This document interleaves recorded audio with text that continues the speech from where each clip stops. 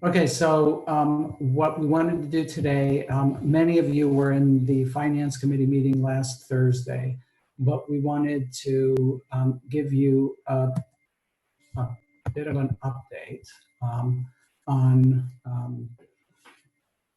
what the Finance Committee discussed and decided last week, and also update with new information. Now, many of the board members already have this from discussions that I've had with them and my update, but for members of the community, some of this is probably new, so we thought it would be worthwhile to spend a little bit of time recapping last week's meeting and talking about what's new.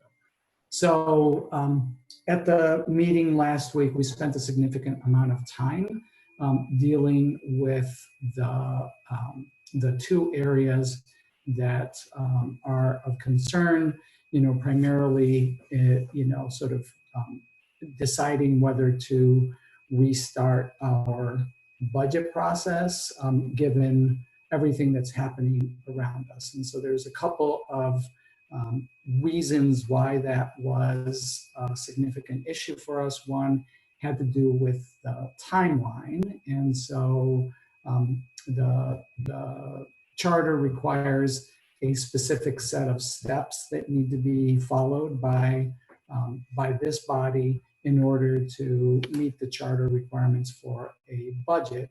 And so that includes having two joint meetings with the Finance Committee of the City Council, or with the council itself, or with their Finance Committee within 30 days of the submission of my budget. So that was obviously on March 10th.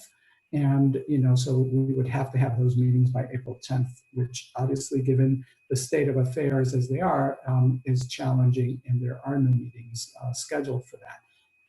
And then the other requirement in the charter that is of concern is that by the last Monday in April, the board must submit an approved budget to the council. And so if you look at our timeline as it originally was outlined, today would have been a first read of a budget that had been approved by the Finance Committee, leading to budget approval next next week at our board meeting. So obviously we're not in a position to do that without having had all of those steps along the way. So that timeline was of a concern. Even though there was legislation that passed that allowed for the delay of some of the charter requirements as well as some of the statutory requirements, that law was narrowly interpreted by our attorneys to really just mean if the state were to be late with their final numbers, their ED 279, and we have no reason to believe that that's going to be late. So I think that was one concern.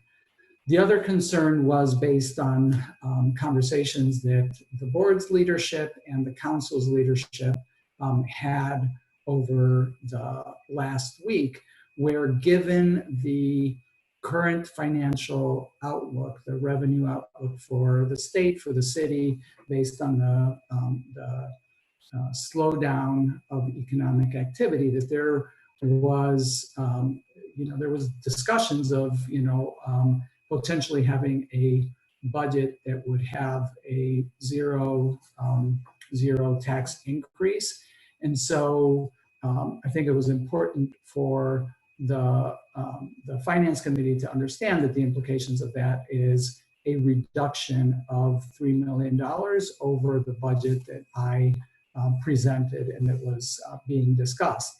And then, sort of back to the timeline concern, if we were to operate under the current budget, if we were delayed in having a budget, we needed, we missed steps and things along those lines, that is a $5 million reduction over the budget that I presented and that was being discussed. And so I think that those were the that was the context for the discussion that the Finance Committee had the other day.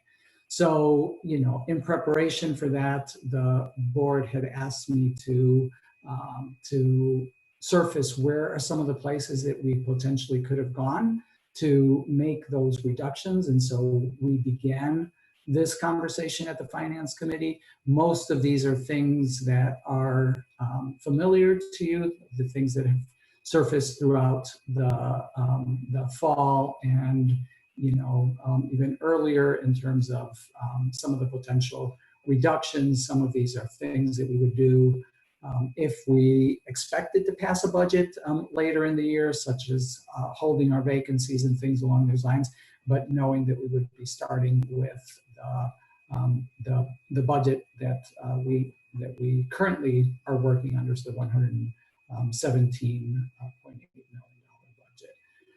So those were some of the things that we discussed. So the Finance Committee asked us to put the process on hold because the outlook is is so unclear. At the day that we met, we had also was the day that the federal government had just passed the $2 trillion COVID bill, which has financial implications, financial support for states, for schools and things along those lines. And given that there was all of that level of uncertainty, the Finance Committee decided to hold off on that. And so the pause basically also came with some direction. So for us to continue to work to get relief from the charter timeline. So basically to pursue either legislative action or more likely a proclamation from the governor that waives those timelines in charters. This doesn't just affect Portland Public Schools, it affects a lot of other districts across the state. And so that is something that we're working with MSMA, with Drummond Woodsum to have that happen so that we would not wind up in a situation where we have to have this year's budget because we missed a deadline or something along those lines. And then, subsequent to our meeting on Thursday, the city council met with members of the city council met with members of the legislative delegation. I've also had conversations with members of the delegation, and they made it very clear that they do not expect to have any delays or rescissions in the ED 279 and the general state aid that is allocated to Portland or to any other school district, that they don't expect that to be reduced. They also assured the council that they did not expect a curtailment in the revenue sharing that the city is expecting from the state. So they pointed out that they have a significant rainy day fund that they could potentially tap if it came to a need to do that. And also that the state expects to receive $1.5 billion from the federal government as part of that COVID bill that passed last week.